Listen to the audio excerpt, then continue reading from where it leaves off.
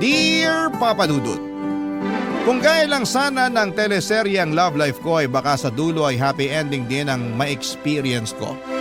Ako nga pala si Buboy, 25 years old at mahirap pero pogi. Anak ako ng isang family driver at naipasa ang trabaho ng tatay ko sa akin. Nang may stroke siya at kailangan ng kahalili sa pagdadrive sa kanyang mga amo.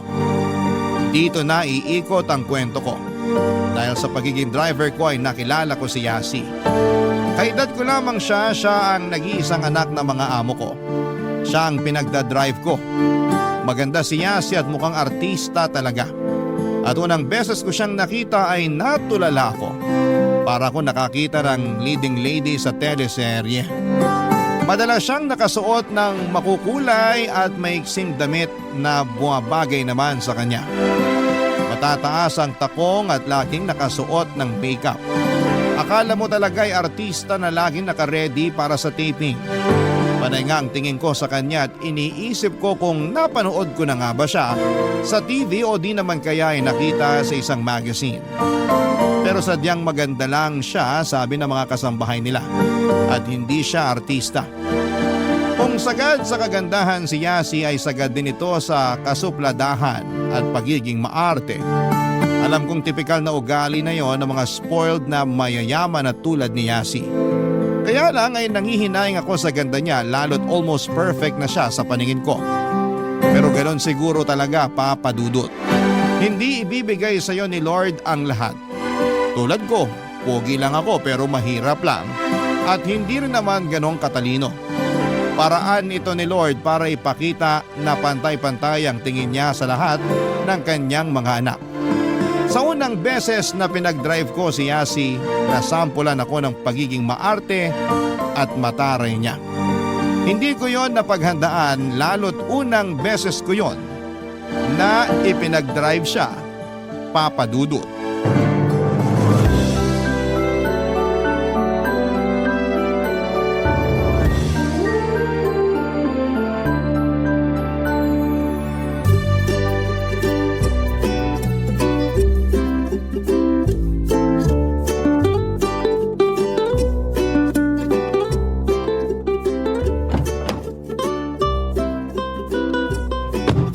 Good morning, Ma'am Yasi. Aha, Saan po tayo ngayon? sa office muna ni Mommy.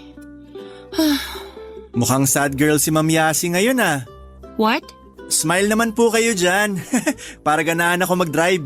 Ngumiwi o ngumiti man ako, wala kang ibang choice kundi mag-drive. Now go! Drive! Sungit talaga. Malakas na naman siguro ang regla. What did you say? Sabi ko po, haharurot na sa office ng inyong mami. Mamaya rin ihatid mo ako sa rest house namin sa Tagaytay. I need to be there before dark. Nako, malilintikan tayo sa traffic niyan, ma'am. Biyernes pa naman. I don't care. Binabayaran ka namin para sumunod at hindi para magreklamo. Sinasabi ko lang po, ma'am.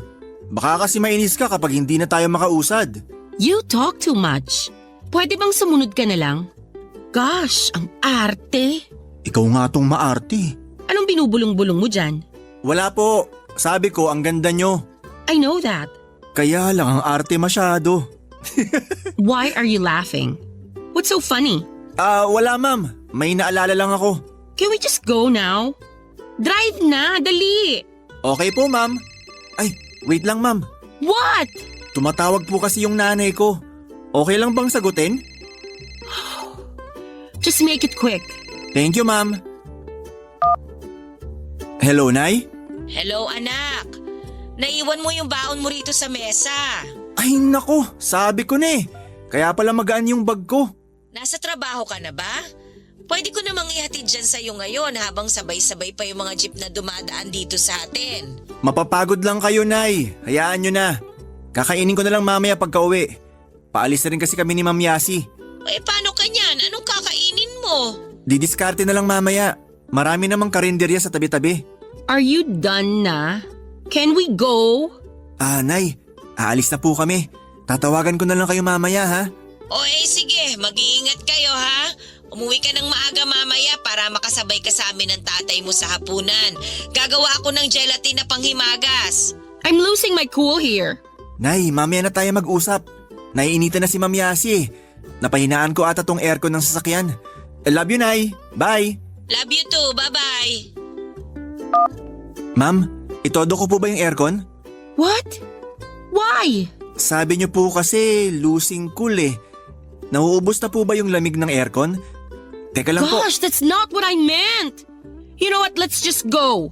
Pasensya na po ulit. Nag-aalala lang yung nanay ko. Naiwan ko kasi yung lunchbox ko sa mesa namin. Lunchbox? What are you, 8? Ayoko nga rin sanang magbaon kaso mapilit tong si nanay eh. Lagi kaming pinagbabaon. Maski na si tatay nung siya pa yung nagdadrive sa inyo. Ang saya pa nga niya kapag nasimot namin yung laman ng lunchbox namin.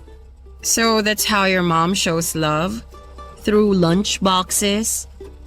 That's kinda sweet. Alam niyo ma'am, dalasan yung pagngiti. Bagay sa inyo eh. Dalian mo na lang mag-drive. Pwede? Nabuhay na naman ang tigre. Ang sabi mo? Sabi ko po, ginisang tigre yung cravings ko ngayon. Ayon sa mga kwento ng kasambahay nila Yasi ay hindi raw siya totoong anak ng mga magulang niya. Inampon lamang daw siya dahil hindi magkaroon ng anak ang mga umampon sa kanya. Alam naman daw yon ni Yasi at bata pa lamang siya ay pinaliwanag na sa kanya ang sitwasyon nila. Mula raw noon ayon sa pinakamatandang kasambahay nila, nagbago na raw si Yasi. Madalas na raw itong nagkukulong sa kwarto at nagpapatugtog ng mga malalakas na music. Wala rin naman daw ginawang iba ang mga magulang niya para intindihin ang pagdaramdam niya. Busy raw kasi sa negosyo ang mga magulang niya kaya hindi na rin pinansin ang pagre-rebelde niya. Hanggang sa tuluyan na siyang napabayaan. Hanggang sa tuluyan nang nawala ang sweet at mabait na si Yasi. Lagi na lang siyang galit sa mundo na akala mo ay maraming umutang sa kanya at hindi pa binabayaran. Hanggang sa paglaki, bihira rin niyang nakakasama ang mga magulang niya. Ni kumain sa hapagkainan ay hindi nila magawa ng sabay. Lagi na lang mag-isang kumakain si Yasi sa bahay at kahit gaano pa kasarap ang ulam, hindi niya yon malasahan. Lagi nagtatanong kung kailan nga ba niya makakasalo ang mga magulang niya. Eto marahil ang dahilan kung bakit humaba ang pasensya ko kay Yasi kahit lagi niya akong sinusungitan at inaartehan. Hindi tulad ko ay lumaki siya sa tahanan na malawak nga pero kulang naman sa pagmamahalan. Kaya nung nalaman niyang pinagbabaon ako ng nanay ko ay nakaramdam siya ng kaunting kirot at nakita ko yon kahit ngumiti siya. Doon ako nakaramdam sa kanya ng awa. Hiling ko na lang sana na balang araw makasabay na rin niya ang mga magulang niya sa hapagkainan. O hindi ba? Tipikal na kwento sa teleserye ang buhay ni Yasi, Papa Dudut.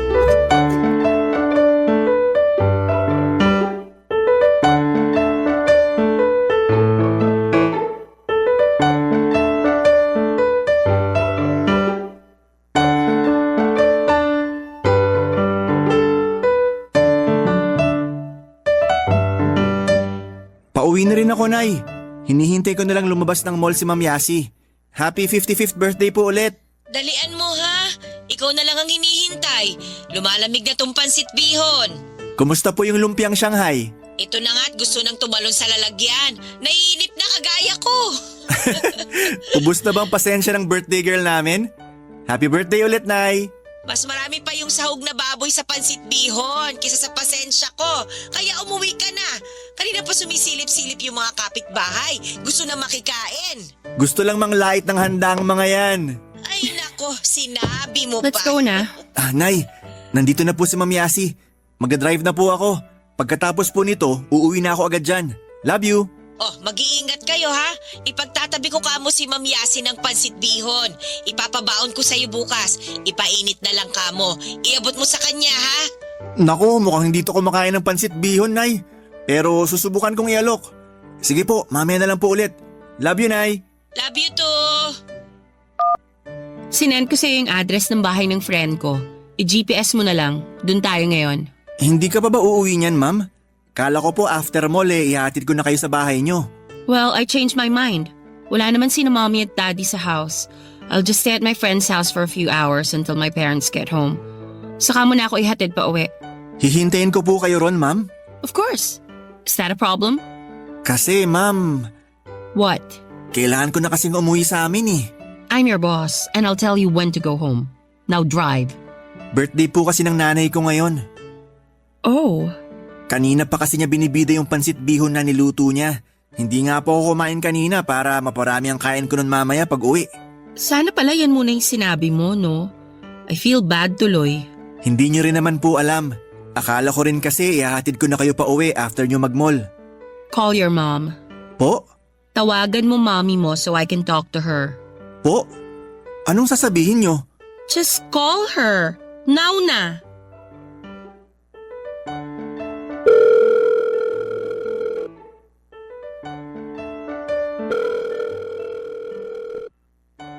Hello, Buboy. Hello, Nay? Pauwi ka na ba, nak? Pinapasok ko na yung ibang kapitbahay natin. Abay, kanina pa nakatitig sa lumpia eh. Nay, kausapin daw po kayo ni Ma'am Yasi. Hello? Is this Buboy's mom? This is Yasi po. Ay, Ma'am Yasi! Magandang hapon po. Ay, ano po ba yun? Sabi ni Buboy, it's your birthday daw po. Opo, ma'am. Hinihintay ko na nga lang po siyang umuwi rito pagkahatid po sa inyo para makasabay na siyang kumanta ng happy birthday sa akin. Can I come? Ha? Inimbitahan ng sarili?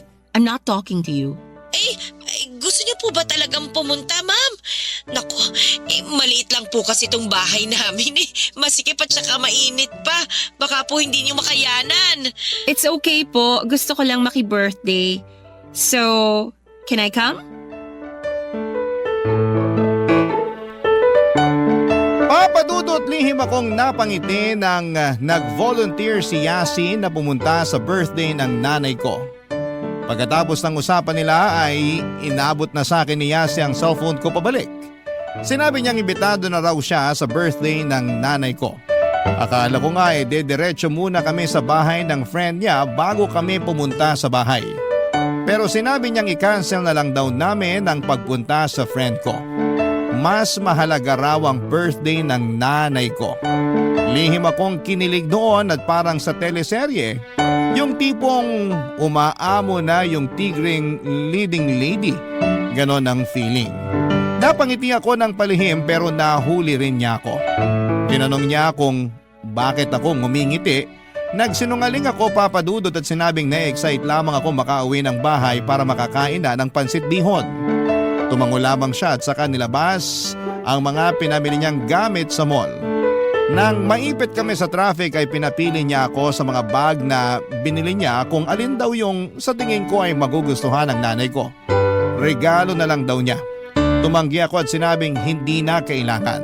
Pero mapilit siya at nahiya akong tanggihan yon, lalo't mahal ang mga bag na binili niya, papadudot. Hindi naman sanay si nanay na gumamit ng mamahaling bag. Sapat na nga sa kanya yung eco bag sa mga grocery. Yun lang naman ang kinokolekta niya kasama ng mga supot na galing sa palengke. Nang hindi ako makapili kaagad ay si Ma'am Yasi na ang nag-decide sa bag na ibibigay niya. Nalaman kong ang bag na balak niyang ibigay kay nanay ang siyang pinakamahal sa lahat ng nabili niya. Hay, nagkapuso na sa wakas ang tigring leading lady sa kwento ko. Barangay Love Stories. Barangay Love Stories. Dinala ko nga si Yasi sa bahay namin, panayang sorry habang naglalakad kami sa iskinita, lalo't alam kong hindi siya sanay dumaan sa mga ganon. Panayang tinginan ng mga tambay sa kanto. Pati mga tindera sa sari-sari store ay napasilip nang dumaan kami ni Yasi. Akala nila ay may taping ng teleserye at si Yasi ang bida. Sumunod nga rin ang mga bata sa amin dahil akala talaga nila ay artista si Yasi. Sabi nga nila malaki raw ang pagkakahawig ni Yasi kay Jillian Ward. Naniwala naman ako at proud na proud ako noon habang inaalalayan si Yasi papunta sa bahay namin. Wala naman ako naging problema sa kanya at akala ko nga ay mag-iinarte siya at matatakot na tumapak sa maruming daanan namin. Pero tahimik lamang niyang binabaybay ang daan patungo sa bahay namin. Ako pa nga tong panayang sorry sa bawat lubak na madadaanan niya. Sinabi niyang huwag ko siyang intindihin dahil ayos lamang siya. Nang makarating kami sa bahay ay napatitig muna si Yasi sa kabuuan ng labas ng bahay namin. Wala naman akong nakitang panguhusga sa kanya, Papa Dudut. Inaya ko na siyang pumasok na lalo't nakita ko nang sumilip si nanay mula sa bintana. Ang tamis ng ngiti ni nanay nang makita si Yasi. Samantalang gumilid naman ang mga kapitbahay namin na naki-birthday. Nahiyang dumikit kay Yasi. Nahihiya sila na kahit laylayan ng bestida ni Yasi madikit sa kanilang hita. Ganon kaganda si Yasi. Mai-intimidate ka talaga sa itsura niya. Pero nung time na yon ay parang ka-level ko lamang siya. Nawala bigla ang arte at kasungitan niya. Nakipagbeso pa nga siya kay nanay na mula pa ang pisngi ni nanay dala ng hiya sa ginawang pagbeso ni Yasi, Papa Dudut.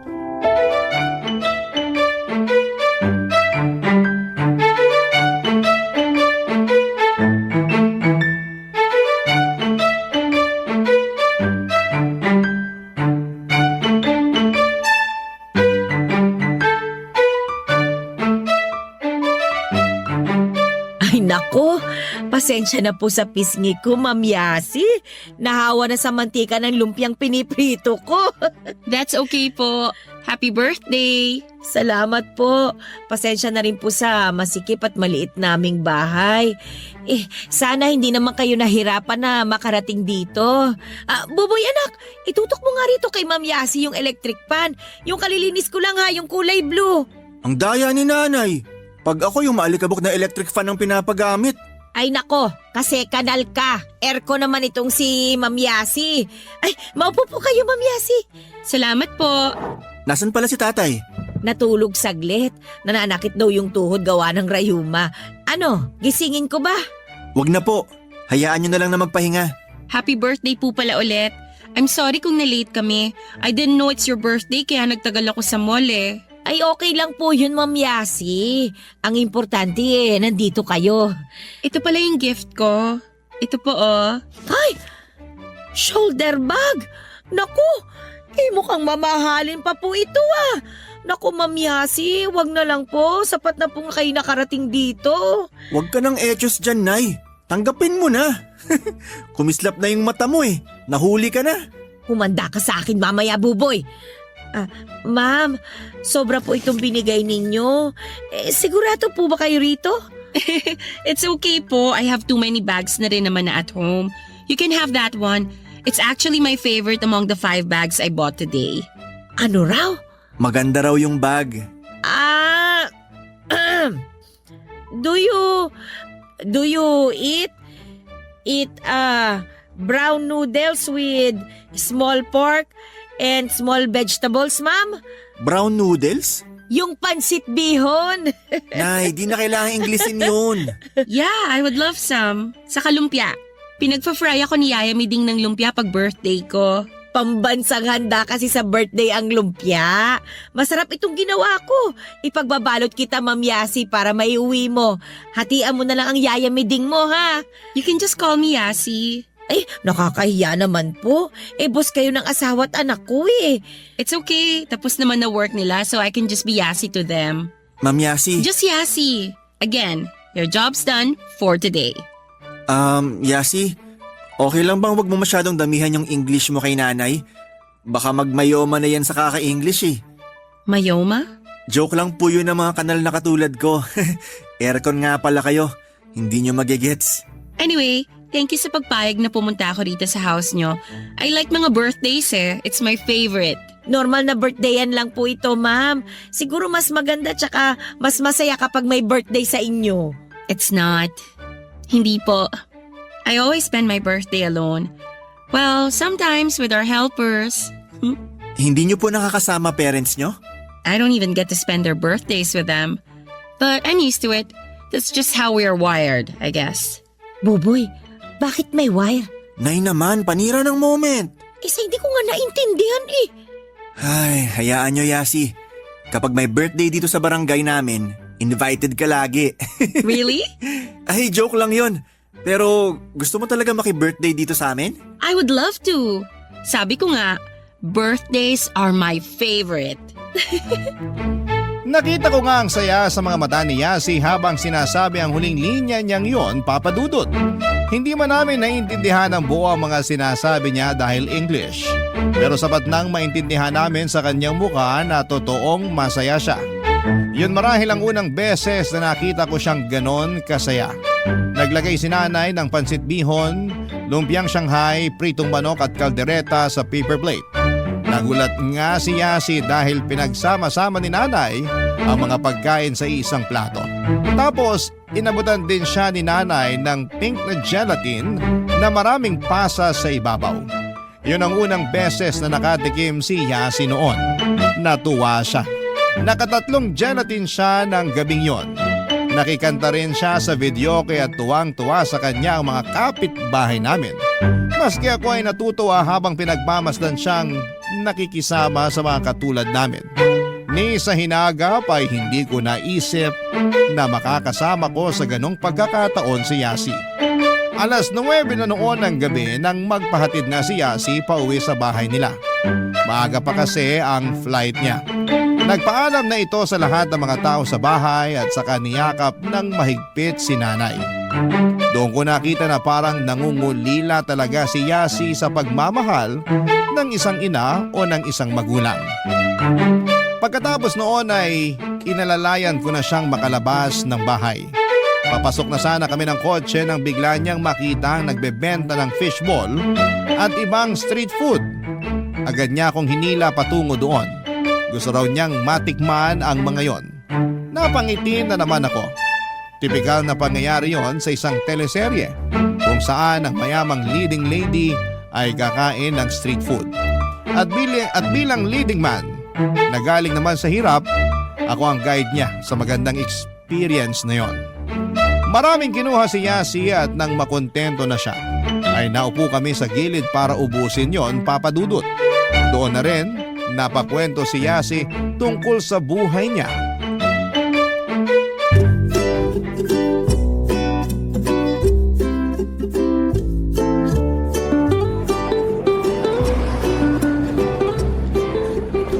What do you call this round orange thing? Kwek-kwek yan. Quick, quick? Kwek? Kwek. Itlog pugo yan. Tapos binalutan ng harina na may food coloring na orange. It looks good. Let's try it. It's super yummy. Hayaan mo. Sa susunod, bibilhan kita ng maraming ganyan. Thank you. But most of all, thank you for inviting me to your mom's birthday. Happy ako. Ikaw nga to nag-imbita sa sarili mo eh. Joke! Gusto ko lang kasing makatry maki-birthday sa mga katulad nyo. Katulad namin na mahirap? Gets? No ha? Katulad nyo na buo and loving ang family. Ay, sorry. Akala ko dahil sa mahirap kami. There's nothing wrong with being mahirap, no? Ha? Lahat kaya mali kapag mahirap ka. Walang perang pambili ng mga gusto. Mali. Laging pagod sa trabaho ng maliit ang pasahod. Mali. But you have what other rich people want. Ano? Yung maalikabok na electric fan? Kwek-kwek? Babad sa mantika na lumpia? Family. Lo, may family ka rin naman ah. But not as happy like yours. Maswerte ka, no? Be grateful. Hindi ba talaga masaya ang pamilya mo? Andito ba ako with you if I'm happy at home with my family? Kasi parang masaya naman ang buhay nyo eh. Nakukuha mo lahat ng gusto mo. Except for my parents' attention. Totoo nga yung mga napapanood ko sa teleserye. Teleserye? Yung mga napapanood sa TV tuwing hapon at gabi. Yung mga bidang mayayaman na nagsasampalan. Yung lagi naghahanap ng pagmamahal at atensyon ng magulang. Mga ganon. I should star in one of those teleseries then. Ikaw ang leading lady ko at ako ang leading man. Now that's interesting. Kain na nga lang tayo. Ma'am Yasi. What did I say kanina? Ay, Yasi, Yeah? thank you. Kasi pinakita mo kung sino ka. Why? What do you mean? Hindi lang talaga ako makapaniwala na mas makikilala pa kita ng ganito. Ang saya nyo kasama. Mabait at saka sabi sa inyo eh, mas gumaganda kayo kapag nakangiti. I'm sorry kung naaaway kita ha. It's just that I'm frustrated with my parents at ikaw yung andyan para sumalo. It's a misdirected anger. It won't happen again. Naiintindihan na kita kung bakit ka ganun sa akin dati. Pero hindi ko pa rin maintindihan karamihan ng English mo eh. Kaya sana tipirin mo naman kasi nahihilo na ako sa pag-intindi. I'm sorry. Okay, para sa'yo, I'll speak more Tagalog. I'll try. Para sa kwek. See? I can be kanal too. Ako kaya, kailan magiging aircon? Don't be an aircon. You're already perfect as a kanal. Did I use the joke right? Hindi ko rin alam. Hindi mo naman kasi tinipid yung English mo eh. Oops. I'll try harder na. Please have patience sa akin. Pasalamat ka, maganda ka. I heard that. Sige nga, anong sabi ko? You said I'm maganda. Totoo naman kasi. And thank you for that. You are pogi. Etyoserang aircon. Ubusin mo na yung kwek-kwek so I can hatid-hatid you home.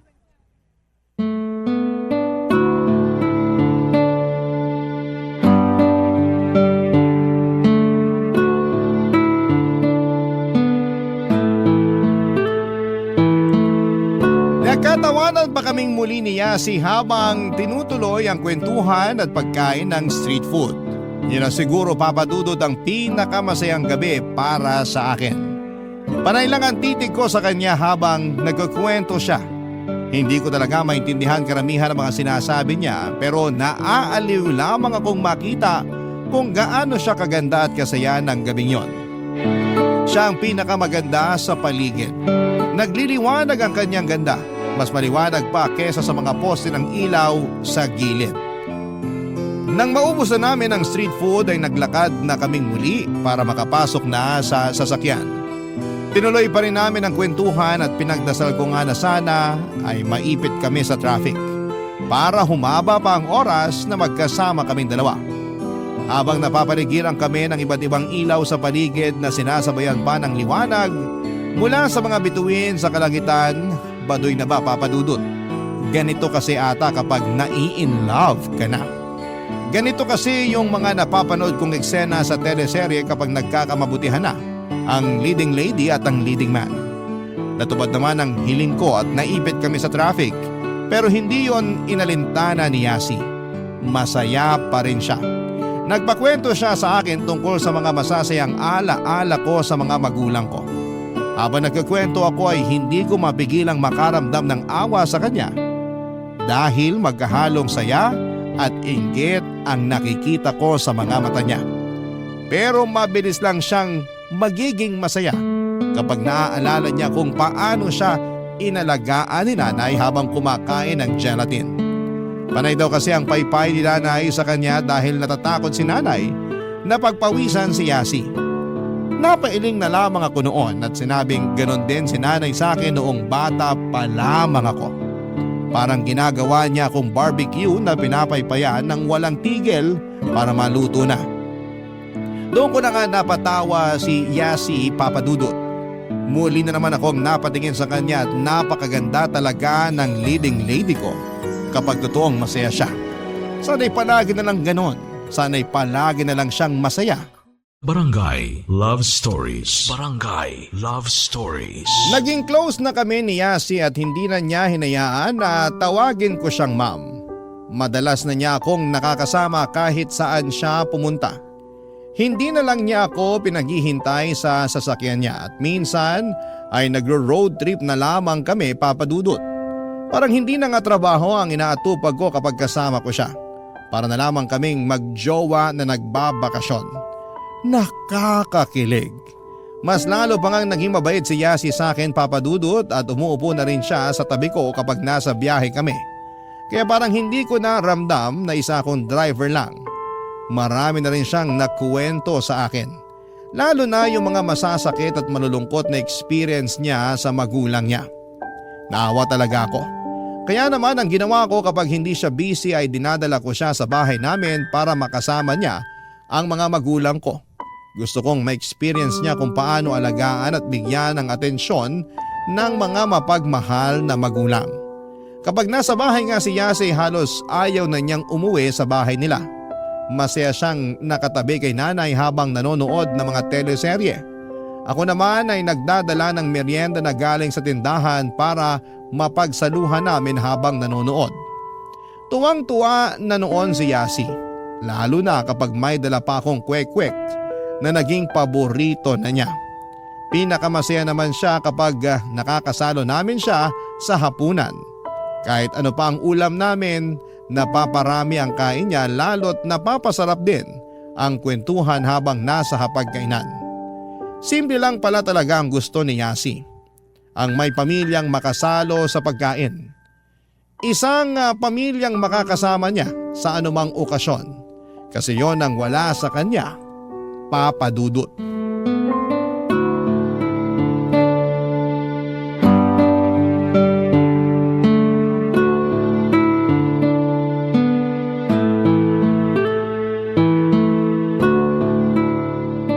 What will happen kaya sa teleserye na winawatch namin ng nanay mo, no?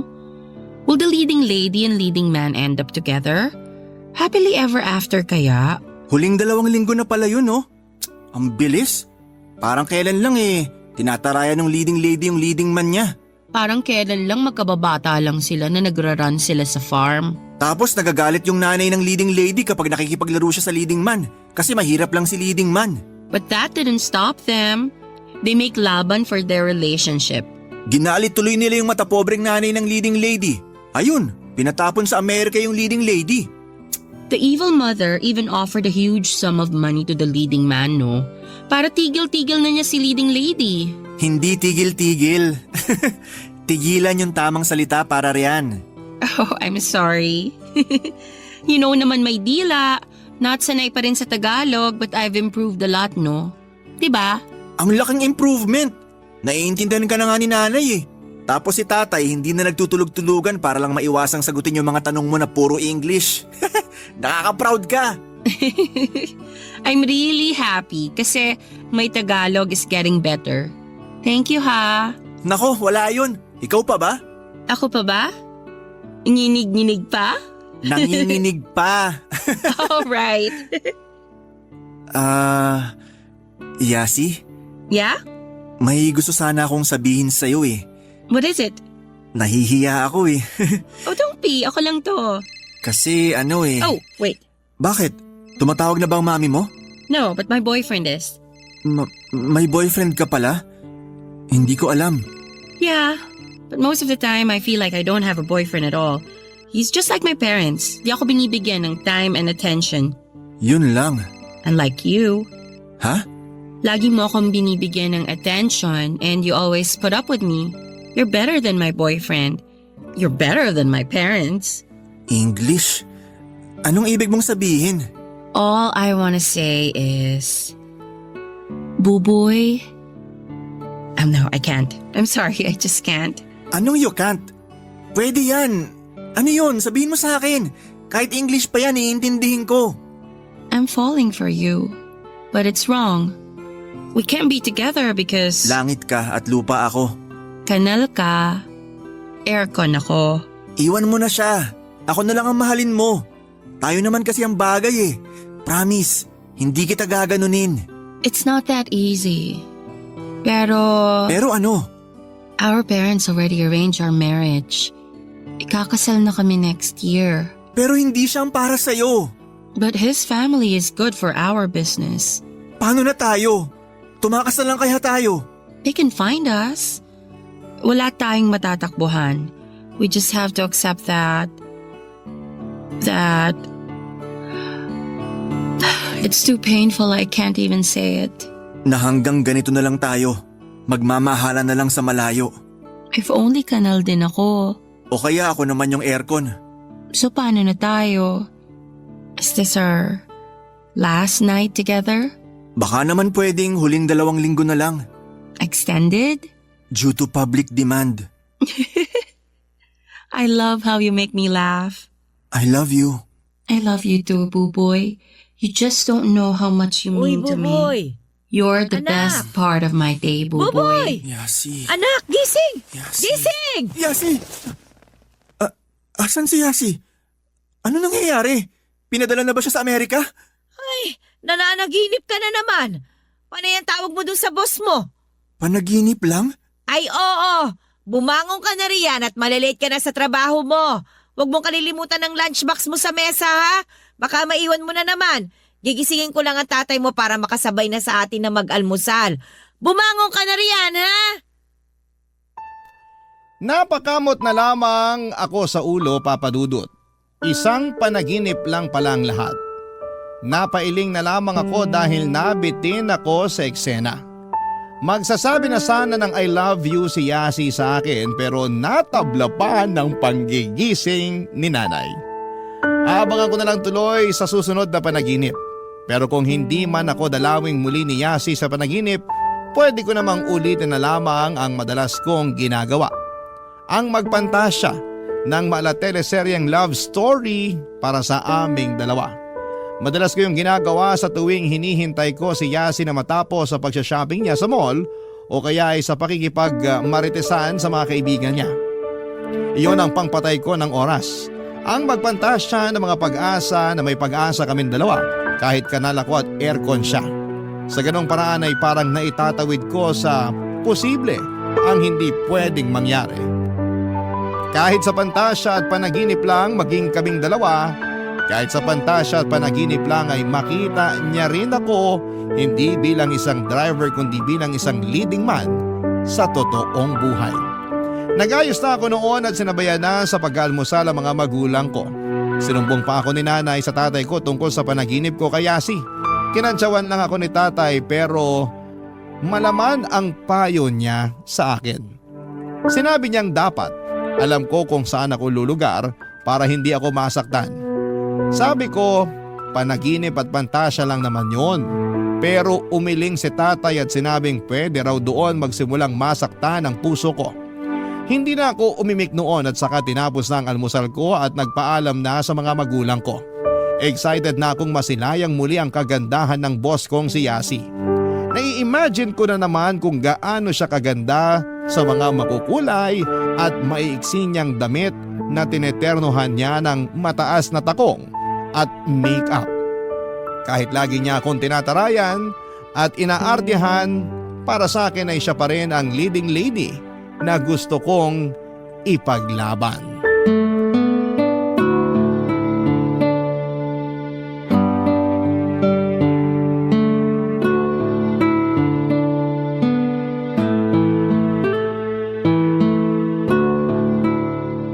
Hello, Buboy! Naiwan mo na naman ang baon mo rito sa mesa! Naku, sorry nay. Nagmamadali na kasi ako eh. Baka maipit ako sa traffic. Baka nagmamadali ka kasi gusto mo na kagad makita ang leading lady mo na si Ma'am Yasi! Uy, hindi ah. Professional lang ako. Ayoko nalilate sa trabaho. Mama mo! Wow, si nanay pang Gen Z ng humor. Ewan ko ba?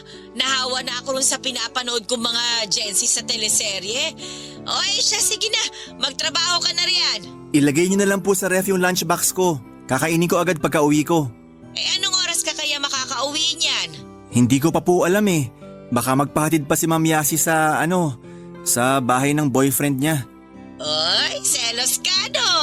Kaya gustong gusto kong iniiwan yung lunchbox ko eh. Ang lakas mo kasing mang-asar, nay. Alam mo namang sa ganitong paraan lang ako naglalambing sa'yo bukod sa mga pabaon ko eh. Oy, siya, sige na. Hihintayin ka namin ng tatay mo mamaya ha. Sana makasabay ka sa amin na maghapunan. Iginawa kita ng pink gelatin na maraming pasa sa ibabaw. Lantakan natin habang nanonood ng teleserye ha. Ayan, sige. Hindi ko papalagpasin yan. Nay, andito na po si Ma'am Yasi. Aalis na po kami. Tawag na lang ako mamaya. Love you. Love you too. Bye. Who was that? Nanay ko po, ma'am. Nakalimutan ko kasi yung lunchbox ko sa bahay. Okay. Did you get my message? Sorry po. Hindi ko agad na-check. Oh my gosh, what did I say ba? Always check your messages. Ay nako, kakainis. Sorry po, Ma'am Yasi. I-check ko na po ngayon. Sorry po ulit. Napatawag kasi bigla si nanay eh. Whatever. Nakita ko na po yung minessage nyo na address.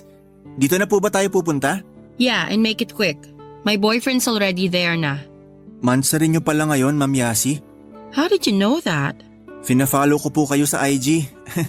Ako po yung laging taga-heart ng posts niyo. Oh, okay. What's that smell? Po? Itong kwek-kwek po atang naaamoy niyo. Napabili kasi ako kanina. Cravings ba? Gusto niyo po? Why is it so orange? Food coloring lang po yan. Safe naman kainin. Para siguro nakakatakam tingnan. Is that really edible? Ball? Mukha lang po siyang ball na maliit dahil sa pagkakabilog ng arena sa itlog pugo. Masarap po ito. It looks weird, but weird is good. Can I try it? Ay, hindi po kayo magsisisi, Ma'am Yasi. Ito po. Masarap din ang sausawan yan. Manamis-namis. Wait lang. I'll take a photo of it muna. So this is quick, right? Kwek-kwek po, Ma'am Yasi. Kwek-kwek. Quack. Okay, got it. I'll try it na ha. Wow! Not bad ha. It's actually tasty. Sabi sa inyo, Ma'am Yasi eh. I'll just pay you na lang for this ha. Akin na to. Libre ko na yan, ma'am. Hayaan nyo, next time, dadalhan ko pa kayo ulit. Make it marami ha. Kasi ipapatikim ko rin sa boyfriend ko. I'm sure he'll love this. Thank you. Let's go na.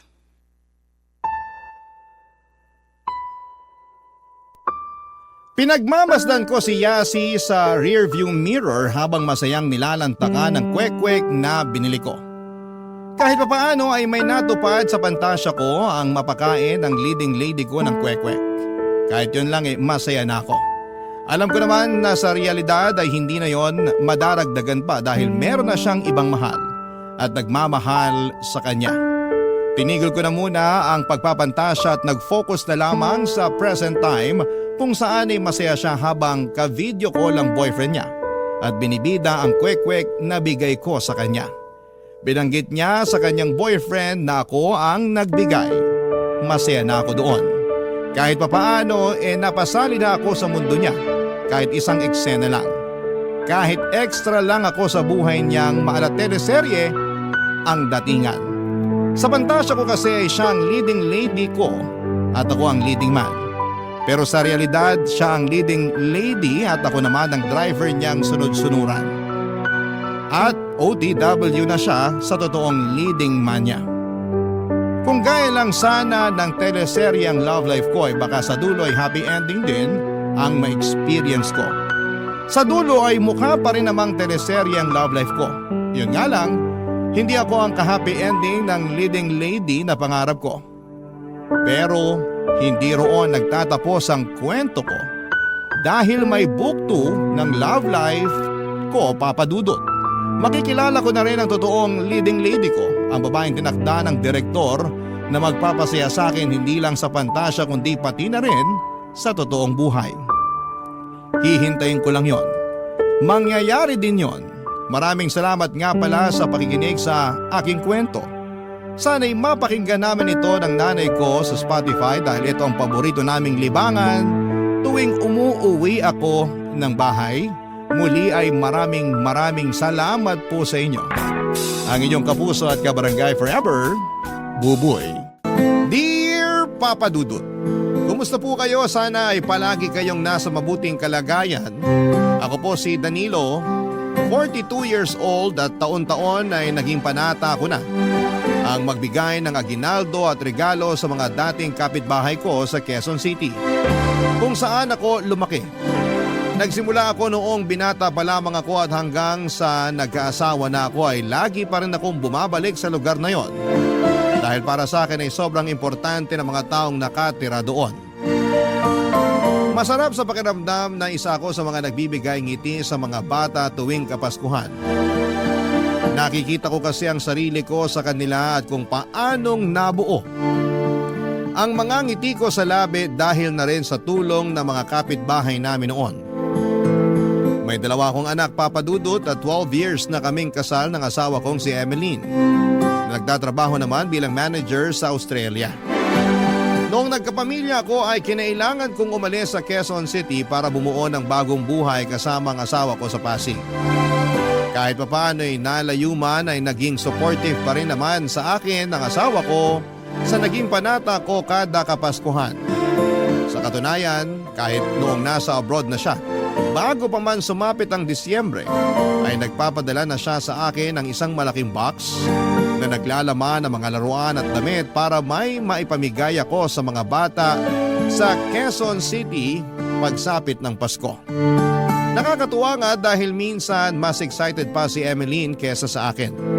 Suportado niya raw ako sa ginagawa ko dahil gusto niya na maging ehemplo ako sa mga anak namin. Maganda raw na habang bata pa sila ay natututunan na nila ang importansya ng pagiging mapagbigay sa kapwa.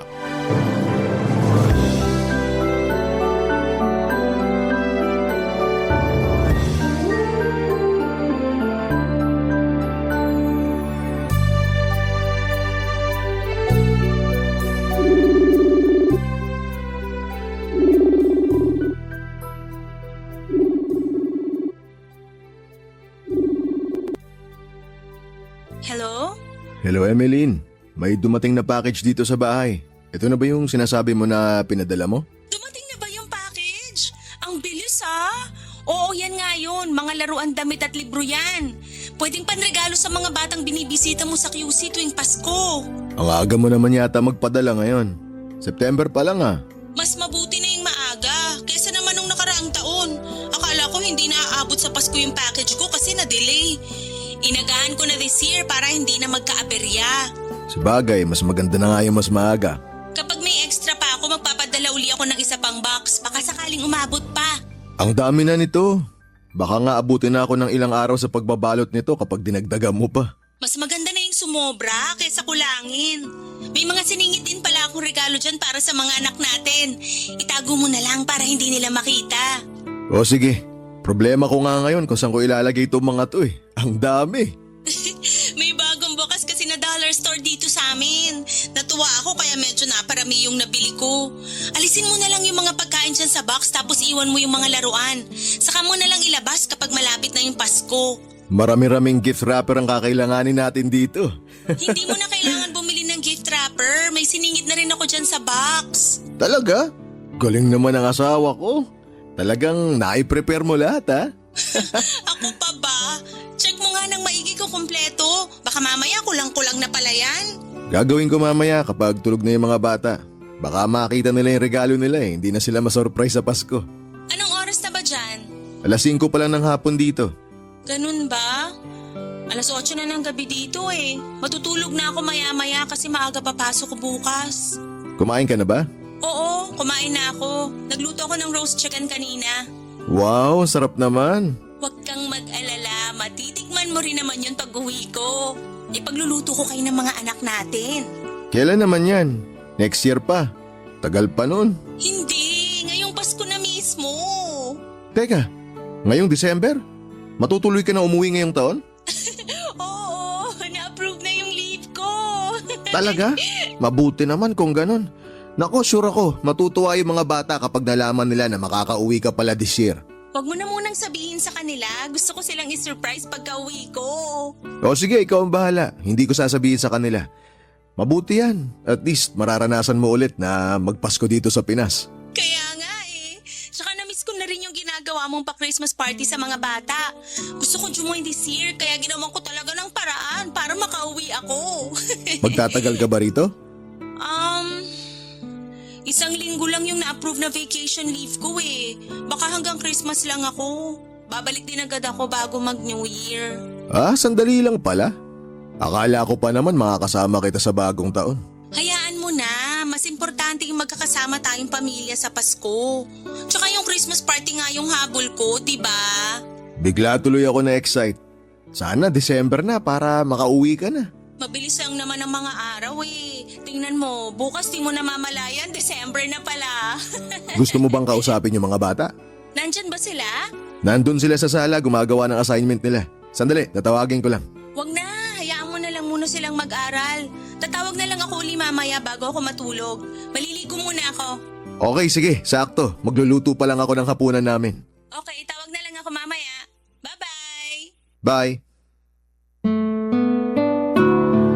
Besperas ng Pasko ay katuwang ang mga taga-barangay ay maaga akong nagpupunta sa Quezon City sa mismong kalye kung saan ako lumaki para mag-set up sa taunang Christmas party na hino-host ko. Nasanay na nga ang mga tao doon kahit wala akong abiso ay may mga tent nang nakaredy sa covered court nila dahil expected na nilang magkakaroon ng Christmas party doon. Kung tama ang tansya ko ay mahigit 15 taong ko na rin ginagawa ito, Papa Dudut. Kaya parte na talaga ito ng buhay ng bawat isa sa amin. Nagsimula ako sa mga pasimpleng laruan noon na nabibili ko lamang sa Divisoria. Yun pa lang kasi ang kaya ng budget ko dati. Ang bonus na natatanggap ko sa trabaho kahit kakarampot lang ito, ang siyang ibinibili ko ng mga laruan at school supplies na ipinamimigay ko sa mga kabataan sa amin. Noong medyo umangat ang estado ko at napunta ako sa mas magandang trabaho, ay nag-upgrade din ako ng mga regalong ibinibigay ko. Hanggang sa naisipan kong magsuot ng Santa costume para na rin mas kagiliwan pa ako ng mga bata.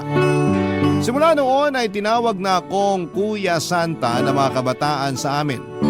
Noong nakapangasawa ako at umalis sa Quezon City, inakala ng lahat na mawawalan na sila ng Kuya Santa. Pero ginawa ko ang lahat para hindi matigil ang tradisyon kahit na hindi na ako doon nakatira, Papa Dudut. Kaya tuwing bumabalik ako sa lugar na yon ay labis ang tuwa ng mga bata pati na rin ng mga dating kapitbahay ko na nakakakilala sa akin, Papa Dudut.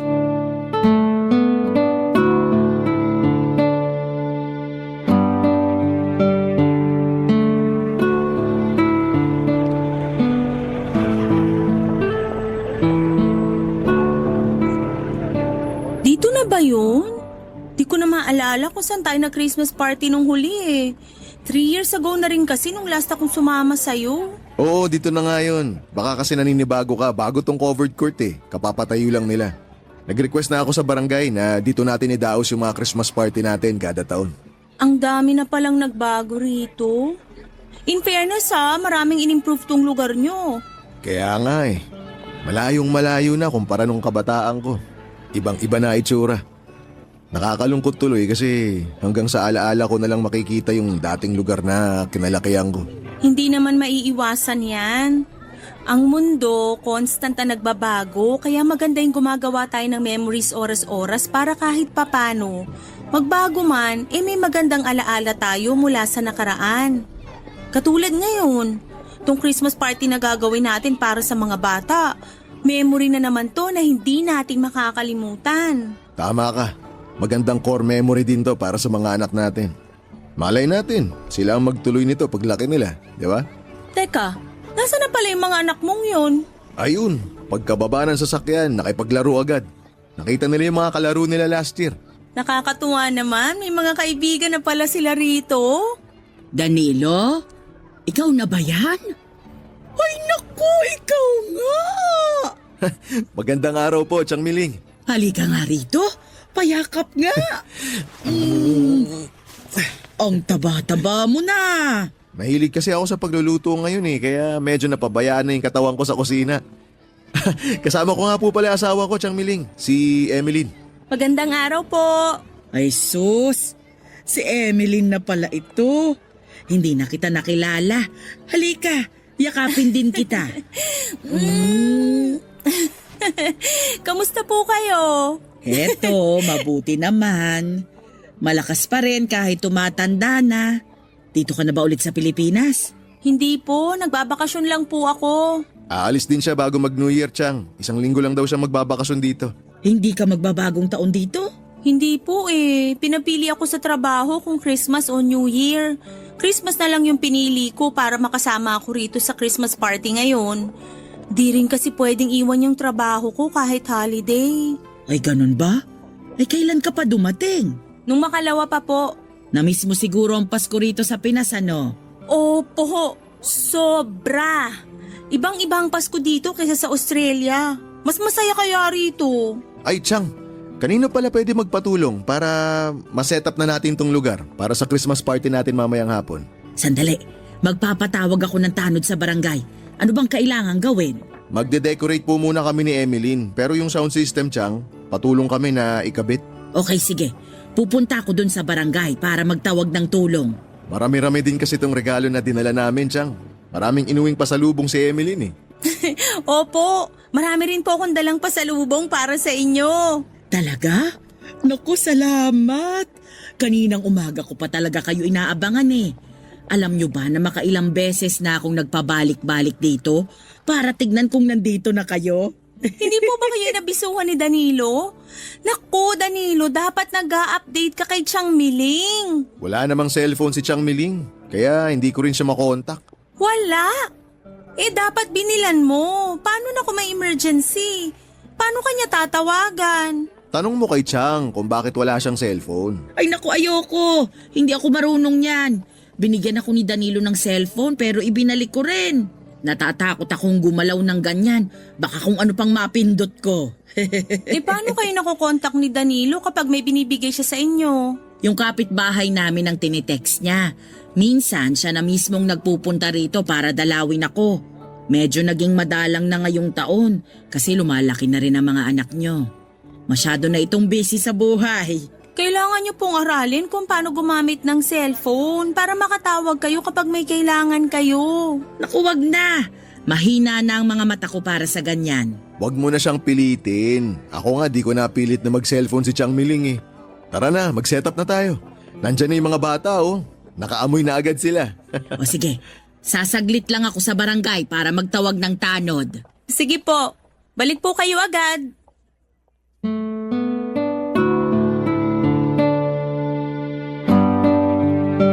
Papadudot, isa si Chang Miling sa mga pinakaimportanteng tao sa buhay ko, Papadudot. Kapitbahay namin siya noong bata pa lamang ako at hindi na siya nakapangasawa at tumanda na lamang na dalaga kaya mag-isa na lamang siya sa buhay ngayon. Malaki ang naging parte ni Tia Miling sa buhay ko dahil kung hindi sa kanya ay hindi ko maaabot ang buhay na meron ako ngayon. Natatandaan ko pa nga na noong bata pa lamang ako ay merong masayang pamilya sina Tiang Miling. May dalawa siyang kapatid at baldadong ina na siyang inaalagaan niya. Siya ang bunso sa kanilang magkakapatid at walang tinapos at tanging pagtitinda lang ng gulay ang naging hanap buhay niya. Ang dalawa niyang kapatid ay isang tricycle driver na maagang namatay dahil sa aksidente. Samantalang ang natitira naman ay isang manikurista. Katulad ni Chang Miling ay nabiyayaan din ako ng isang masayang pamilya. May isa akong nakababatang kapatid at ang mga magulang ko ay walang permanenteng trabaho at nakadepende ang hanap buhay nila kung saan may pera. Mahirap lang din ang buhay namin noon, Papadudot. Ang totoo niyan, kaming lahat na magkakapitbahay sa kalye namin. Lahat kami ay hikahos at nakaasa lamang sa isang kahig isang tukang buhay. Kaya naman kung sino sa amin ang nabibiyayaan ng pera o pagkain ay lagi nilang sinishare ang mga blessing nilang yon. Walang madamot sa lugar namin. Lahat kami ay mapagbigay. Lahat kami ay nagtutulungan. Kaya naman sa kabila ng hirap ng buhay ay masasabi kong masaya kami sa kalye namin dahil mapagbigay ang mga tao doon. Pero ang masaya at tahimik naming buhay ay nagbago noong isang trahedya, Papadudot, ang nangyari sa lugar namin. Barangay Love Stories. Barangay Love Stories. Pangangalakal ang unang trabahong pinasok ko. 10 years old lamang ako noon. Masaya na ako noon na nakakabili ako ng isang dilata para lang may maulam kami. Sobrang proud ako noon sa sarili ko kasi kahit papaano ay nakakatulong ako sa mga magulang ko. Katulad ng sinabi ko ay mahirap man ang buhay noon ay masaya ako sa naging takbo ng kabataan ko. Tuwing naaalala ko nga ang panahon namin ay hindi ko maiwasang mapangiti na lamang. Nakakamiss kasi yung time noon na pagkatapos ng klase namin ay puno ang kalsada namin ng mga batang naglalaro. Mula sa tago-taguan, habulan, tumbang preso at kung ano-ano pa. Lahat na yata ng larong pangkalsada ay nalaro namin noon. Sa kabilang kanto naman ay nagkukumpulan ang mga nanay sa isang sari-sari store at nagkwekwentuhan tungkol sa buhay-buhay. Katabi nila ang tindera ng mga inihaw na ang suki ay ang mga manginginom sa amin. Pagsapit naman ng dilim ay tawanan naman ang maririnig mo mula sa mga kalalakihang nag-iinuman sa mismong daanan. Kapag narinig mo na ang mga tawanan yon, ibig sabihin ay kailangan mo nang umuwi dahil gabi na at nakakain na ng hapunan ng karamihan. Ang mga alaalang yon ang bumuo sa pagkabata ko. Pero ang lahat ng masasayang alaala sa nakaraan ay natabunan dahil sa isang pangyayari na siyang nagpabago ng lahat. Hating gabi na noon at mahimbing nang natutulog ang lahat ng isang apoy ang sumiklab sa isa sa mga kabahayan. Walang nakapansin sa sunog kaya mabilis itong kumalat. Wala akong masyadong memorya sa mga nangyari noong araw na yon, Papa Dudut. Sa sobrang bilis ng mga pangyayari, ang naaalala ko na lamang ay nung oras na nasa ospital na ako.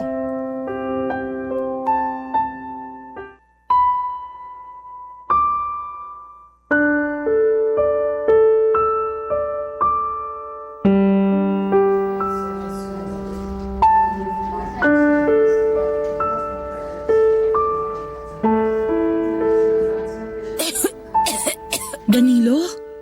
Naku, salamat sa Diyos, kising ka na. Anong nararamdaman mo ngayon? May masakit ba sa'yo? Masakit po itong lalamunan ko, Chang. Gusto mo ba ng maiinom? Masakit yung lalamunan mo kasi marami ka raw nalanghap na usok dahil sa sunog. Mahapdi rin po itong mga braso ko. Alam ko, pero huwag ka mag-alala. Ginagamot na ng nurse yung sunog sa braso mo. Huwag mo na lang galawin yung bandage na nakalagay. Papalitan yan ulit maya-maya. Nasaan po tayo? Nandito po ba tayo sa ospital? Oo, nandito tayo ngayon sa ospital. Magpahinga ka na muna. Gusto mo na bang kumain? Hindi po. Gusto ko pong makita si nanay at tatay. Nasaan na po sila? Hindi ko alam kung paano ko ba sasabihin sa'yo to. Bakit po? Danilo, hindi nakalabas ng bahay niyo ang nanay at tatay mo. Nakulong sila sa loob ng nasusunog ninyong bahay. Po? Pero paano po nangyari yun? Magkakasama po kaming lumabas ng bahay eh. Pagkalabas mo, bumalik sa loob ang tatay mo kasi naiwan yung kapatid mo. Pinasa ka sa akin ng nanay mo. Saka siya bumalik sa loob nung hindi niya mahintay ang tatay mong lumabas. Pagkatapos nun, mas lumakas pa yung apoy hanggang sa hindi na sila nakalabas pa. Pati po yung kapatid ko? Silang tatlo. Hindi sila nakaligtas sa sunog. Hindi po totoo yan. Nakalabas na po kami ng bahay kagabi. Nakita ko po. Kasama ko po si nanay kagabi. Siguro hindi mo na maalala yung nangyari. Kasi pagkalabas mo, nawalan ka ng malay. Masyado kang maraming nalanghap na usok. Kaya itinakbo ka na namin agad sa ospital. Bakit po? Hindi niya tinulungan si nanay na makalabas ng bahay. Danilo, masyado nang malakas nun yung apoy. Pati nga mga bumbero nahirapang pasukin yung mga kabahayan. Kasi mabilis na kumalat yung sunog eh. Bakit si nanay pa? Bakit sila pa yung kailangang mawala? Ang dami namang ibang tao dyan. Huwag mong sabihin yan. Hindi lang ikaw ang nawalan. Lahat tayo naapektuhan sa sunog. Pero bakit kailangan mamatay ang pamilya ko? Kailangan ba talagang mangyari yun? Ang bata ako pa para mawala ng magulang.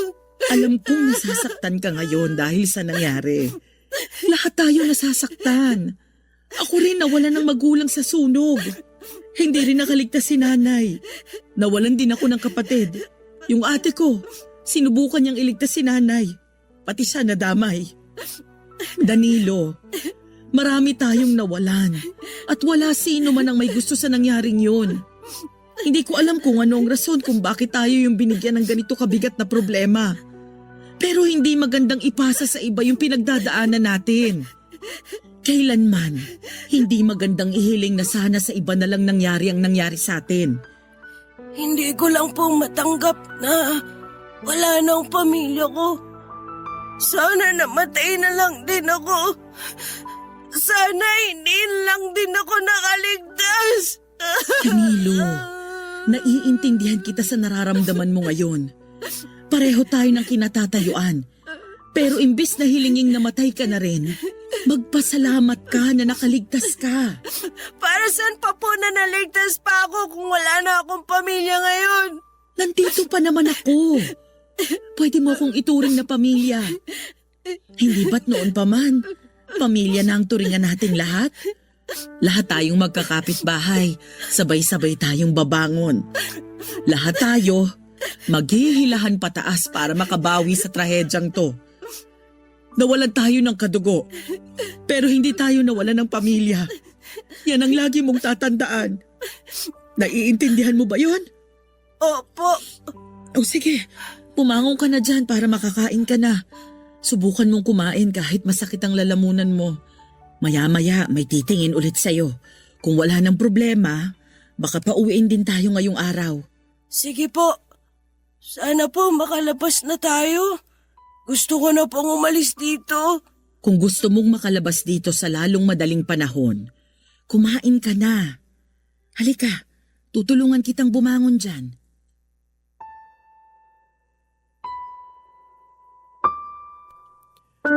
Ang pangyayaring yon sa buhay ko ay nanatili sa akin hanggang sa pagtanda ko dahil na rin sa burn marks sa katawan ko na lagi nagpapaalala sa akin sa malagim na parteng yon ng buhay ko.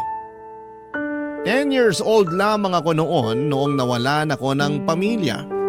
Pero hindi lang ako ang nawala noon. Marami kami at isa na rin doon si Tiang Miling. Namatay ang nanay at kapatid nito matapos iligtas ng ate niya ang baldado nilang ina. Sa kasamaang palad ay hindi na sila nakalabas pa ng buhay at nakita na lamang daw ang dalawa sa mismong pinto ng bahay nila. Parehong nadagana ng poste ng kanilang bahay. Hanggang ngayon ay hindi pa rin masyadong malinaw sa alaala ko ang mga nangyari noon. Para na rin siguro yon ng utak ko para isalba ang sarili ko mula sa sakit na nararamdaman ko noon. Ang tanging naaalala ko na lamang ay kung papaanong ang kabahayan sa lugar namin na dati puno ng sigla ay abo na lamang ang natira. Ang dating sari-sari store na paboritong tambayan nila nanay noon ay wala na. Ang bahay ng kaibigan ko kung saan kami lagi naglalaro ay semento na lamang ang natitira. Ang dating masayang kalye namin ay napalitan ng pait at hinagpis. Papadudot marami namang tumulong sa akin noong panahong yon. Nagsidatingan ng mga NGO na nag-donate ng mga pagkain at damit. Pati ang mayor namin ay nagabot din ng tulong. Wala na kaming time na magluksa noon dahil kailangan naming bumangon kaagad mula sa pagkakalugmok. Nagtulungan kaming magkakapitbahay para magsimulang muli. Ang ilan sa amin ay naisipang umalis at lumipat na lamang sa mga kamag-anak nila, samantalang kaming walang ibang mabubuntahan ay nanatili pa rin doon para magsimula muli.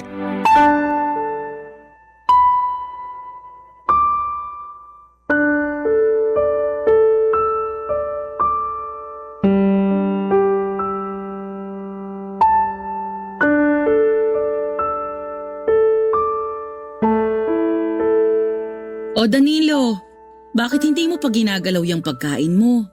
Ayaw mo ba sa ulam? Hindi po ako gutom, Chang. Bakit naman? Kailangan mong kumain, ang payat-payat mo na oh. Wala po akong gana eh. Bigla ko lang po kasing namisin na nanay at tatay. Pati na rin po yung kapatid ko. Normal lang makaramdam ng ganyan. Maski ako rin naman, namimiss ko rin yung nanay ko eh. Parte yan ng pagluluksa. Pero ang hindi maganda ay yung naaapektuhan na yung buhay mo dahil sa pagkawala ng mga taong mahal mo. Akala mo ba hindi ko napapansin? Napakonti-konti na lang yung kinakain mo? Minsan nahuhuli din kitang tulala, walang imik. Nasaan na yung dating Danilo na makulit at madaldal? Hindi lang po kasi maalis sa isip ko yung tanong kung bakit ako lang yung natira sa pamilya namin. Hindi ko rin alam ang sagot dyan. Pero alam ko na mabait kang bata. At karapat-dapat ang pangalawang buhay na ipinataw sa iyo ng Panginoon. Hindi mo responsibilidad yung nangyari. Hindi mo makukontrol yung buhay ng mga tao sa paligid mo. Nandito ka, buhay na buhay, dahil iniligtas ka ng mga magulang mo. Siguro, yun yung rason kung bakit ka pa nabuhay. Nandito ka kasi gusto ng mga magulang mo na mabuhay ka pa ng matagal. Paano niya po nagagawa yun? Nagagawa ang alin? Maging masaya. Kahit na pati kayo namatayan din. Hindi ko po kayo nakitang umiyak. Hindi ko po kayo nakitang naging malungkot. Kung inaakala mong hindi ako malungkot, nagkakamali ka. Nagluluksa rin ako ngayon kahit na ilang buwan na yung lumipas. Pero sa ibang paraan nga lang. Kapag ipinaramdam ko kasi sa'yo na malungkot ako, di dalawa na tayong malungkot niyan. Kailangan kong maging matatag. Kasi kung hindi ko gagawin yun, wala kang pagkukunan ng lakas. Gabi-gabi kapag tulog ka na, kapag wala ng tao, umiiyak din ako. Iniiyakan ko yung mga bagay na pinagsisisihan ko. Yung mga bagay na hindi ko nagawa. Paulit-ulit yan. May mga katanungan din ako sa isip. Kung sakali bang sinamahan ko yung kapatid kong bumalik sa bahay para pagtulungan naming iligtas si nanay, buhay pa kaya sila ngayon? Naisip ko rin yun pero nung gabing yun, ewan ko, nadala ko ng takot, nataranta ko, hindi ko alam kung anong gagawin ko. Hanggang sa nilipitan ako ng nanay mo at ipiniling ka niya sa akin bago niya binalikan yung tatay at kapatid mo sa nasusunog niyong bahay. Yung eksenang yon, paulit-ulit na tumatakbo sa isipan ko. Pero alam mo, mahirap ang mawala ng kamag-anak. Pero mas mahirap kung hindi natin tatanggapin ang totoo. Sabi ko sa sarili ko noon, paglaki ko, babawi ako sa mga magulang ko. Ipaparanas ko sa kanila kung paano magkaroon ng magandang buhay. Pero dahil sa nangyari, hindi ko na po yun magagawa. Magagawa mo pa rin naman ang bagay na yun eh. Paano po? Ituloy mo yung pangarap mo. Gawin mo yung mga pinaplano mo. Mabuhay ka. Mag-aral ka hanggang sa matupad mo yung gusto mo para sa pamilya mo. Kapag nangyari yon, natitiyak ako na magiging masaya ang mga magulang mo sa maaabot mong buhay. Pero paano po kung makakabawi sa kanila kung patay na sila? Hindi ka man makakabawi ng personal. Hindi mo man sila mabibigyan ng material na bagay. Mabibigyan mo naman sila ng katahimikan. Naniniwala ka ba sa langit? Naniniwala ka ba na ang taong namatay napupunta sa lugar na yon? Opo. Ako rin. Mabait ang mga magulang mo, kaya sigurado ako sa langit sila nagpunta. At kapag nasa langit sila, ibig sabihin, nababantayan at nagagabayan kanila. Kaya ipakita mo sa kanila na kaya mo pa ring tuparin yung mga pangarap mo kahit na wala na sila. Sige po, gagawin ko po yan. O siya, simulan mo na ngayon. Kumain ka na dyan para bumalik yung sigla mo. Basta lagi mong tatandaan, pwede kang maging malungkot. Pwede kang magluksa hanggang kailan mo gusto. Pero sana, huwag mong pahabaan yung nararamdaman mong yan. Kasi walang mangyayari kung lagi mong inaalala ang nakaraan. Opo, Chang. O sige, bumalik na tayo sa pagkain. Lalamig na to, sayang naman. Hindi lang si Chang Miling ang nagmalasakit para sa akin, kundi lahat ng mga kapitbahay ko. Naawa sila sa akin dahil ako ang malalang estado noon. Dahil nawala ang buo kong pamilya sa murang edad. Ako na ang nagsilbing anak ng lahat sa lugar namin at sila na rin ang nagsilbi kong nanay, tatay, kuya, ate, tito at tita. Hindi ko man po sila kadugo ay pinaramdam nila sa akin na meron pa ring nananatiling pamilya para sa akin. Lagi ako noong nakakatanggap ng pagkain at damit mula sa mga kapitbahay ko. Minsan may mga nag-aabot din ng pera para may pambaon ako sa eskwela. Bilang kapalit sa mga tulong na ibinibigay nila sa akin kapag may nangangailangan ng tulong, ay lagi akong nagvo-volunteer. Kapag may gustong magpalinis o magpaayos ng mga gamit, kapag may gustong ipabili sa mga malalayong lugar tulad ng palengke kapag kailangan nila ng magbubuhat at kung ano-ano pa. Ako ang lagi nag-o-offer ng tulong. Sa mga sumunod na taon ay gano'n na nga ang ginawa namin. Nagtulungan kami at inalagaan ako ng mga kapitbahay ko hanggang sa nagbinata ako at nakapagtapos ng pag-aaral.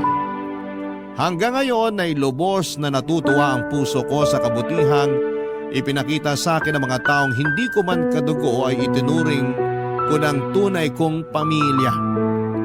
Habang buhay kong tatanawin, na utang na loob ang mga bagay na ginawa nila sa akin at habang buhay kong pagbabayaran, Papa Dudut, ang utang na loob na yon. Barangay Love Stories. Barangay Love Stories. Papa Dudut, noong nakapagtapos ako ng pag-aaral ay sinikap kong makapaghanap ng trabaho. Tumanda na noon si Tiang Miling kaya naisip ko na sa pagkakataong yon ay ako naman ang magbabalik ng pabor sa kanya para malagaan ko siya. Tirikma ng araw ay araw-araw kong nagpapasa ng resume sa mga establishments na mayroong job offering. Hindi na ako namimili noon, maliit man o malaki ang trabaho ay nag-a-apply ako para magkaroon agad ng trabaho.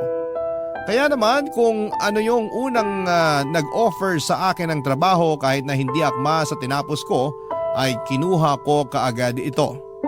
Hindi na po ako nakapag-asawa o hindi na po nakapangasawa si Tiang Miling. Ang rason nito ay hindi na raw niya kailangang mag-asawa pa. Dahil meron na siyang itinuturing na anak at ako po yun, Papa Dudut. Mas maganda raw na sa akin na lamang niya ibigay ang lahat ng oras at sakripisyo niya dahil alam niyang merong magandang kinabukasan na nag-aantay para sa akin. Nagtrabaho po ako bilang isang factory worker, mahirap ang trabaho doon dahil bawal ang papatay-patay. Kabilaan din kasi noon ang mga natatanggal sa trabaho kaya kapag hindi maganda ang trabaho mo, malaki ang tsansang maalis ka sa pwesto. Kaya naman ginawa ko noon ang lahat kahit pagod ay hindi ako nagreklamo. Hindi ko makakalimutan ang sayang naramdaman ko noong natanggap ko na ang kauna-unahang kong bonus. Binilahan ko noon si Tiang Miling ng masarap na ulam at ang natira ay naisipan kong ipamigay sa mga bata sa lugar namin. 20 pesos na malulutong na papel ang ipinamahagi ko sa mga bata. Sa sumunod na taon ay binalikan ako ng mga bata para humingi ulit ng aginaldo nila hanggang sa nakasanay na nilang humingi ng pamasko sa akin tuwing sasapit ang Kapaskuhan.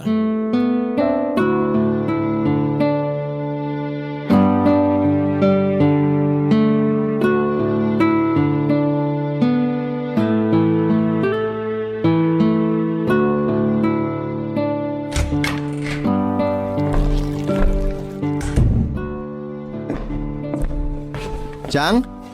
Chang, nandito po ba kayo? Nandito ako sa kusina. Bakit? Akala ko po nasa labas kayo eh. May binili po akong blouse para sa inyo. Sana kasya. Hindi ko po kasi alam size nyo. Aba, thank you. Mukhang kasya naman sa akin. Ang ganda. Ayo, bagay ba? Bagay na bagay po. Saktong-sakto yung kulay. Mas nagliliwanag yung mukha nyo.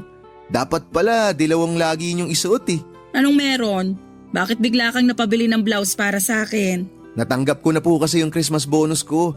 Kaya naisip ko na bigyan kayo ng maagang regalo. Tsaka Chang, bumili rin ako ng school supplies at ilang mga laruan para sa mga batang mamamasko ngayong taon. Diyan mo lahat ginamit yung bonus mo? Opo, sigurado ako Chang matutuwa yung mga bata nito. Dapat nagtira ka naman ng para sa'yo. Okay lang po, masaya na ako na makitang masaya yung mga batang pagbibigyan ko nito. O naku, ikaw talaga, kahit kailan, ibang tao pa rin talaga ang lagi mong inuuna.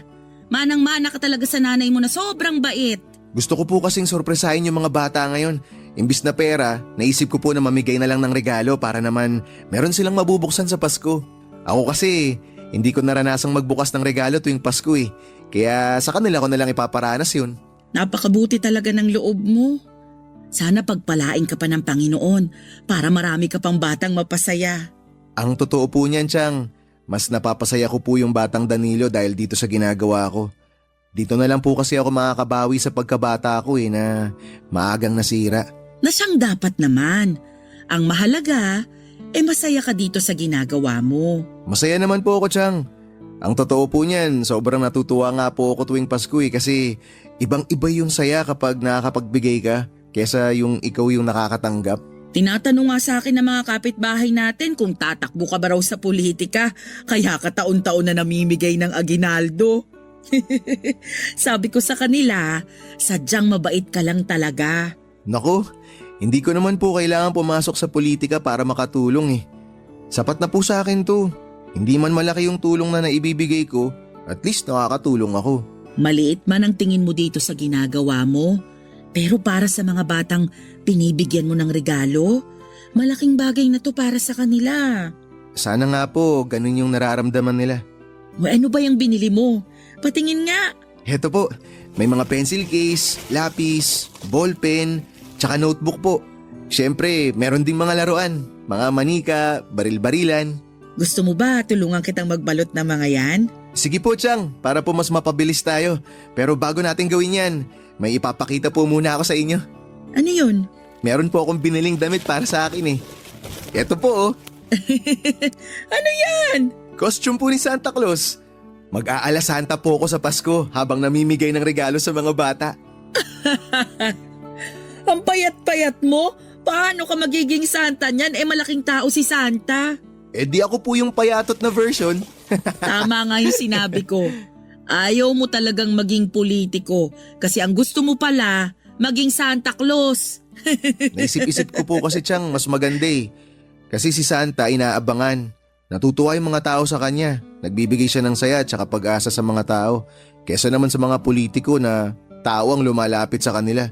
Si Santa, siya mismo ang lumalapit sa mga tao. Tama nga naman. Naku, sigurado matutuwa ang mga bata niyan kasi magkakaroon sila ng Santa ngayong Pasko. Ako nga rin po excited na. Edi simulan na nating magbalot para maayos na natin yung ibibigay mong regalo. Sige po, pero Chang, pwede bang kumain po muna tayo? May binili akong ulam. Sige. Nakapagsaing naman ako. Amin na yan at ipaghahain kita ng makakain. Salamat po. Hanggang sa naging tradisyon na nga po sa lugar namin ang palarong ginagawa ko at pamimigay ng regalo sa mga bata tuwing Pasko. Ginawa ko yon bilang balik na rin sa mga kapitbahay ko noon na nagtutulong-tulong para palakihin ako ng maayos. Pero noong nakapag-asawa na ako, Papa Dudut, ay kinailangan ko ring iwan ang lugar na nakagisnan ko. Minsan ay darating talaga tayo sa buhay natin kung kailan kailangan nating umalis para magkaroon tayo ng growth at mahirap bang iwan ang lugar na minahal ko. Ay kinakailangan kong gawin ito dahil tatapak na ako noon sa panibagong parte ng buhay ko. Sa Pasig po kami tumira ng asawa ko na si Emily. Doon na rin kami bumuo ng sarili naming pamilya. Nakwento ko sa asawa ko noon ang tungkol sa taunang Christmas party na ginagawa ko sa QC. Nagustuhan niya ang ideyang yon kaya pinilit niya akong ituloy ang ginagawa ko kahit nasa ibang lugar na kami. Kawawa rin daw kasi ang mga bata kapag bigla ko na lamang itinigil ang ginagawa ko. Kaya ang ginawa namin ay nagtulungan kami ni Emeline para may pagpatuloy ang tradisyong nasimulan ko. Sa mga sumunod na taon ay ginaya ko ni Emeline. Tuwing nakakatanggap siya ng bonus sa trabaho ay nagtatabi rin siya para may pandagdag sa pambili ng mga regalong ibinibigay namin sa mga bata. Noong nag-abroad siya ay siya na mismo ang nagpapadala ng mga regalo dahil marami raw mura at magagandang laruan na nabibili sa Australia. Ang problema nga lang, Papa Dudut, ay makalipas ang ilang taon. Dumating kami sa puntong kinailangan na naming tumigil sa ginagawa namin dahil tatapak na naman ulit kami sa panibagong yugto ng aming buhay.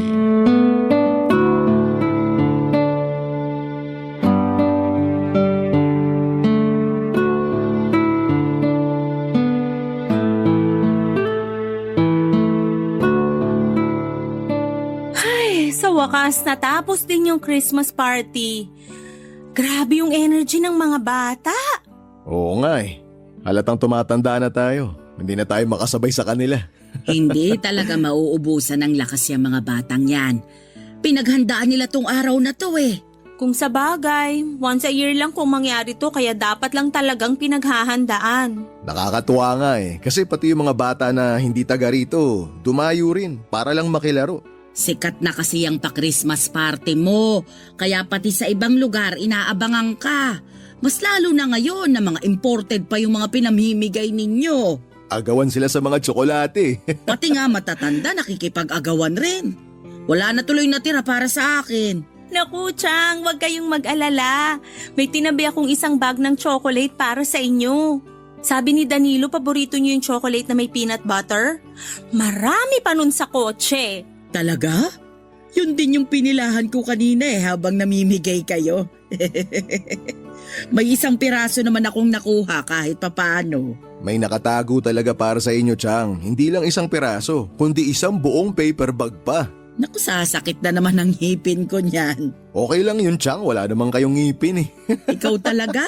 Napakapilyo mo. Huwag mo naman akong ibuko sa asawa mo na puro postiso na lang tong ngipin ko. Nga pala, Chang, ano pong plano niyo mamayang gabi? May kasama po ba kayong magno-Noche Buena? Meron. Doon ako kinakagawad. Inimbitahan nila akong kumain doon mamaya. Doon talaga sa kinakagawad nagpapasko at bagong taon. Ayaw niyang sumama sa akin Ayaw daw niyang iwan yung bahay. Baka malooban daw kapag nakitang walang taong nagbabantay. Ganun ba? Ayaw niyo po bang sumama sa amin ngayon? Para naman makasama namin kayong mag-Noche Buena mamaya. Naku, wag na. Maaabala ko pa kayo sa paghatid sa akin pabalik.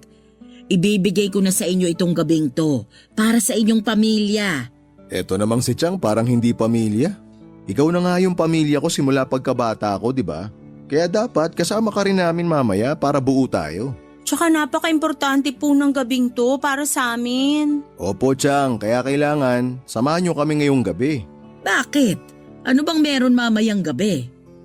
Hay, sasabihin ko na ba? Sasabihin ng alin?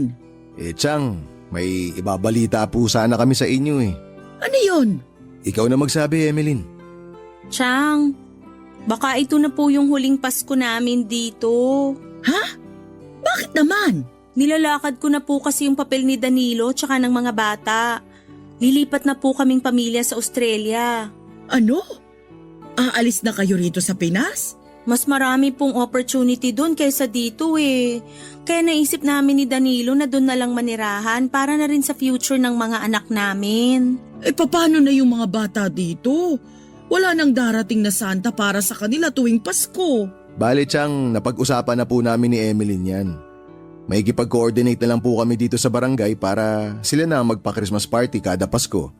Magpapadala na lang po kami ng pera o regalo o kung ano man para maitawid yung tradisyon taon-taon. Naku, wag!